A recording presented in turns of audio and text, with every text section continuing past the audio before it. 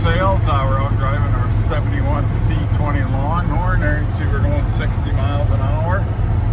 We got about a 30 mile an hour kind of west-northwest wind, and this cab's pretty quiet, so nice and airtight. These are 133-inch wheelbase over a 127, which would be a regular 8-foot, so kind of a neat truck. You don't see a lot of Longhorns. And runs and drives very good. Steering wheel straight going down the road, tilt wheel. You can see the gas gauge not working, but we have one. We have a sending unit coming. They've moved the tank to the rear under the box, so you got more room for, I suppose, for this seat that they put in here. Got a different seat.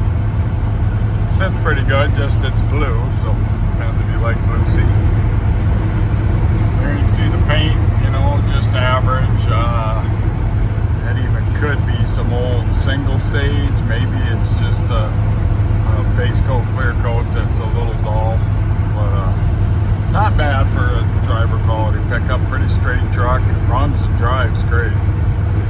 So if you're looking for a pretty cool truck, then probably not going to see another one in the neighborhood. This will fit the bill. 4-speed, 350, runs out nice. Any questions? 605-695-7391.